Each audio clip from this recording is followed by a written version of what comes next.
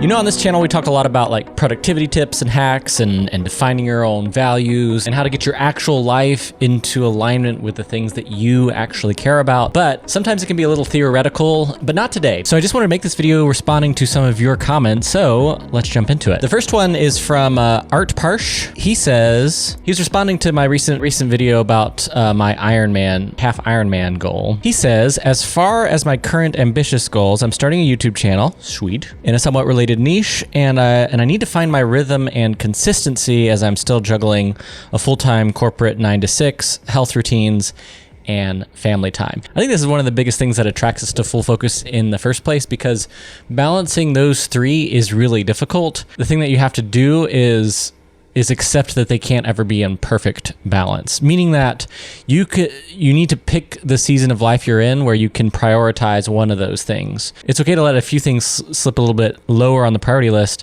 and to pick one to put it at the top of the priority list, but just emphasize that. I think about that like with this deployment that I'm on. Like, it is a weird time where I'm both like very busy, but also have a lot more downtime and exactly zero family commitments. So it's a unique season in that sense. So it's giving me the opportunity to focus a lot more on this YouTube channel and my newsletter, which has been cool. But I also recognize that this is a specific season in life and it won't last forever. I also think like with the Full Focus system, and I've come to accept this more and more, I like to bring in, like, especially for some of the smarter goals like I talk about in the Ironman video, I like to only bring like one big smarter goal and put that at the top, which is where I've talked about this year. I'm really reducing the number of goals I'm setting.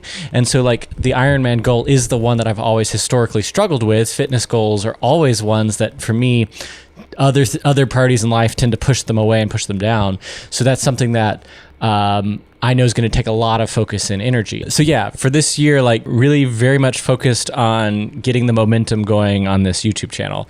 The back half of the year, like in this, I know exactly when my training plan for the half Ironman starts. I know it's between the end of July and the beginning of November. That's going to be my primary window where the number one priority for me for that season to carve time out for is going to be my training sessions for the half Ironman. So I'm excited to kind of document that on the YouTube channel. It'll be a fun experiment. So, all right, thanks for the comment and best of luck with your YouTube channel. I'll leave a link to it in the description below. Next one is a purely selfish one. This is from Snowflakes7316. They say, you have less than 1,000 subs. That's crazy. You deserve way more. You're making top-notch content. Good luck on your YouTube journey. I just selfishly put that there so it would make me feel better. But thanks. No, YouTube is a grind. Even if you're like me, and it's now been not quite a year putting out content fairly regularly, and even I've been fairly experimental. I talk a lot about Full Focus, but I've been pretty experimental with it overall, which isn't always the best thing for YouTube. Like, you're supposed to pick your niche and like find the perfect titles, and I try to take that seriously because I want to make content that people are actually searching for, that's actually helpful, especially with a Full Focus planner. But at the same time, I kind of want to still have creative freedom to like make more personal stuff that's about how I'm applying a lot of these principles, but still try to tie them together. So at least that's what I'm attempting to do on the YouTube channel. Thanks for the kind words. This is my Pathless Path video. So this is a comment from, let's see, Anne Schulmanker. Let's see, I think I got that right. 2239 says, I don't know how, but I can somehow relate to you in terms of the environment.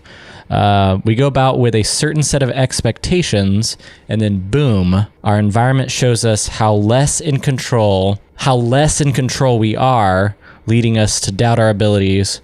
But it's just about finding the right people, and that's low-key hard, not gonna lie. That is so true. That is so true. In fact, that was the video I put out over the Christmas break talking about this book, which is one of like, I would say 2 books this last year that have kind of radicalized me a little bit, gone a little bit off the deep end. One is The Pathless Path, Paul Millard. It's an amazing book.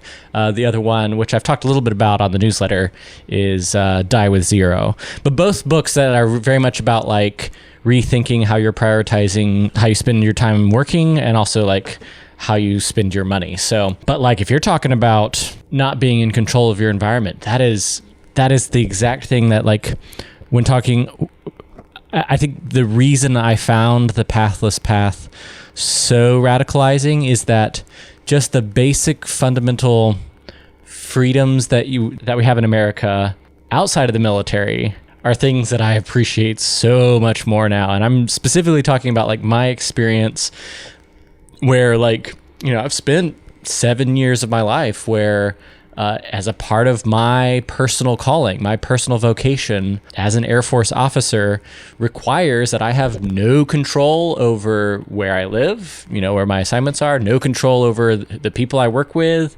Those assignments are given to you. And there's some remarkable parts of that experience too, in terms of the mission. But the compromises that I've made personally on my own journey have made me that much more, like I say, radicalized about how I shape my future life. And so that's the way I think about it. So like setting certain expectations and then boom, our environment shows us how little in control we are. That is so true, because I think sometimes we tend to think that we are in control of more than we actually are in a weird way. At the same time, it's easy to have a victim mentality as well. It's like this weird two sides of the same coin where, you know, you get fired from a job that you thought you were really safe and secure in, or there's a sudden death in the family, or maybe there's some catastrophic event in your family where you have responsibilities that you can't control. Maybe it's to your kids, to your parents, but like these are things that you can't control, and suddenly your whole life changes just like that.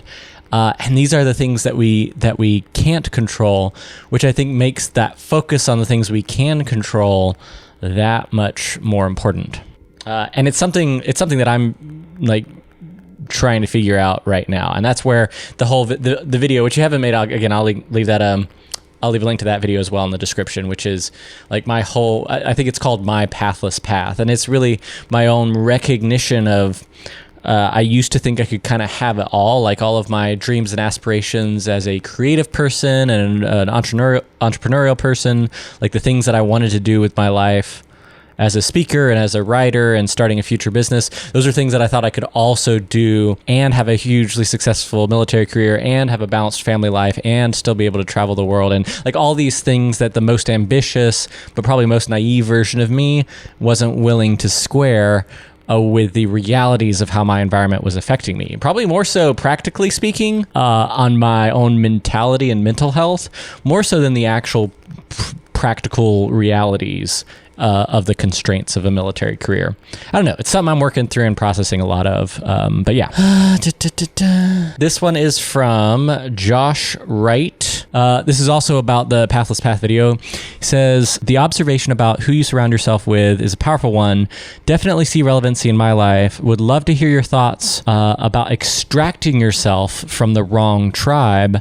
I know many of the people I surround myself aren't necessarily my tribe of people, different values and beliefs, but I don't know that I have the strength to leave them or cut them out. Now, I think that last phrase is key there. Cut them out or cut them off. And I think that sort of harshness makes me feel uncomfortable. But at the same time, I do think there are times where you have to recognize where relationships in your life are having a negative impact on you, or certainly holding you back from your best contributions, from your potential.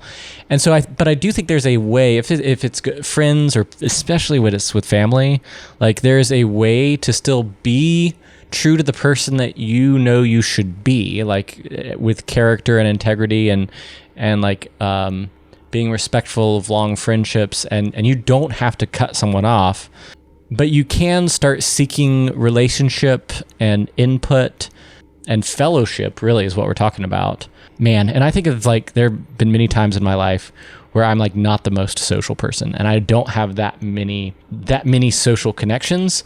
So one or two new friendships or a new mentor in my life, like that is a huge difference in the overall like percentage of time and proportion of energy that I'm spending on relationships. So if you're the kind of person where you don't necessarily you've never been the type A, life of the party, always has plans every weekend, that makes new and healthier relationships and involving yourself in communities and in the tribe of people that share your values, like it makes it that much more impactful in its own way. This is in response to the quarterly goal setting video that I did. This is from Just Jahan. She says, great video, Riley. I read Atomic Habits in 2022, and since then have developed a systems mindset for 2025. I want to plan my goals quarterly so that I can have a better transformation in different areas of my life. All the best for 2025. Well, thank you. Yeah, I touched on it earlier, but I really do. I'm a strong believer, not only in the quarterly goal setting, but actually making very few of them. And this is the first year where I literally only have, I have actually like, I have like a 2-tiered list. I have my main goal for each quarter. I have 4 goals, 1 for each quarter. I already talked about the Q4 one, which is the Ironman, the half Ironman race. But I have a list of other habits and goals that I'm working towards, but that didn't make the cut, so that I can really focus. I have them there. It's printed and on my wall right there. The 4 most important goals that I have for 2025, and I'll review them each quarter, and I have these other habits that I'll include. But man, nope, I have quarterly, or as Ali Abdaal calls them, quests. I have 4 quarterly quests. Although I like the way he says these quarterly quests. I need more of a British, sophisticated British accent. All right, lastly, we have one from Rebecca Crike. Crikey? I've watched some of your other videos and they're really great. Thank you for the simplicity, but also practicality.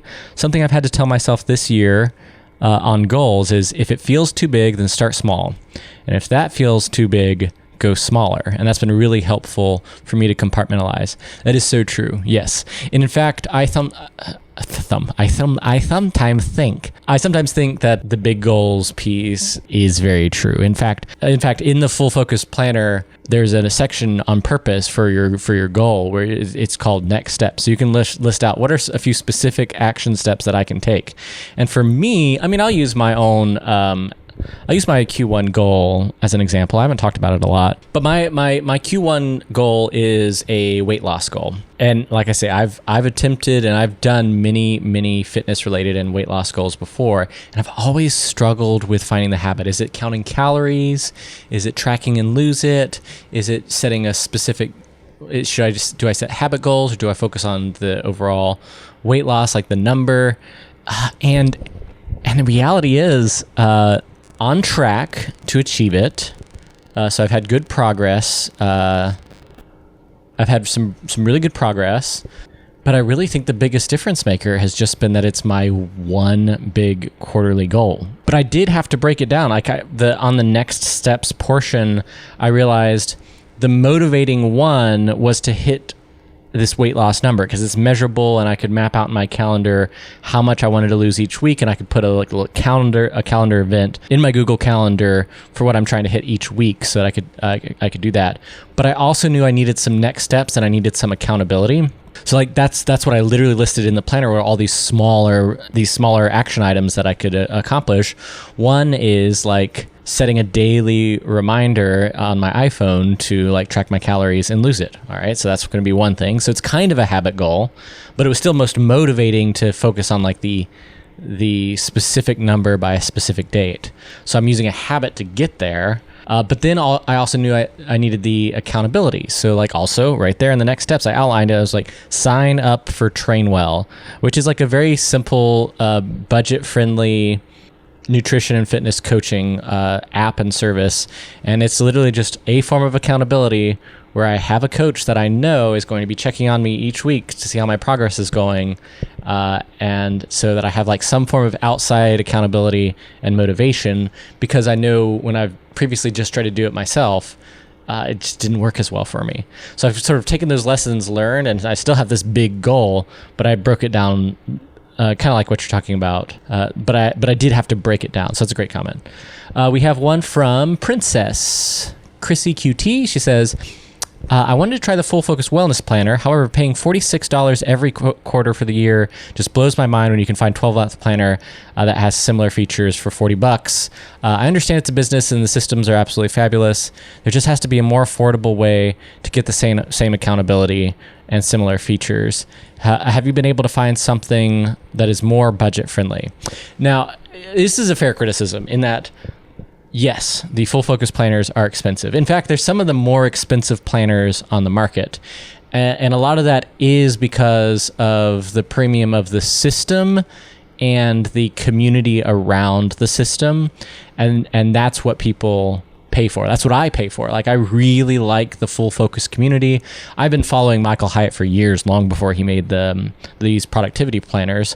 There are some great budget friendly planners. I know there's a lot of like bullet journal people, especially if you like very customizable options. Like I used to, when I was broke in college, I would use Panda planners because the Panda planners are way more affordable. I just happen to like the full focus planners because the system works for me. There's a great community of people surrounding the planner that are always talking about tips and tricks and ways to implement the full focus system. I think if you're someone who is budget conscious, or if you're someone who really wants to customize their own system, the full focus planner isn't as much for you. And that's okay, because I recognize that for me, as someone who is not naturally organized, having the system in place and a big community of people who generally share my beliefs and values in place is why it's worth the price tag. Because for me, and here's the strange reality, is that like full focus used to be a system that I used to like be better at my job and to like be a more effective Air Force officer. But it literally took me, even though I'm Mr. Full Focus nerd who's followed Michael Hyatt for years, to truly get the win at work, succeed at life part. The succeed at life part, I'm like, yeah, well, that's nice. I'll get there someday. I'm just going to really try to be the most productive person I possibly can. And I would still overwork all the time and still focus on pleasing the wrong people and prioritizing the wrong things in my life. So it's really only been in the last year that I've used the full focus system to actually try to achieve some of the, as much as I hate the phrase work-life balance, but work-life balance or emphasis on the other elements of life that I think I'm called to do and the person I'm called to be. So that's how I think about it. That's a very long way of saying, yes, there's some great affordable planners. And yes, I think the full focus is worth every penny. So both of those things are true. All right, that's going to do it for this video. I hope you enjoyed it. I hope it was helpful. And I'll be back next week. I'm going to say what I always say. All the productivity advice, all the hacks, the tips, the tricks, everything that Ali Abdaal and Matt Davella talk about on YouTube, like none of it matters unless you're actually clear on your own values and your own priorities. And so I recently moved my newsletter back to Substack. I'm really excited to have it back. And I just set it up where I have my free guide that I wrote that is exactly about defining and defending your own core values so that you have something clear that you're working towards when it comes to all this productivity stuff anyway. So it's that first link in the description below. Appreciate you. And until next time, may the force be with you. Always. I feel like I'm on Theo Von or something.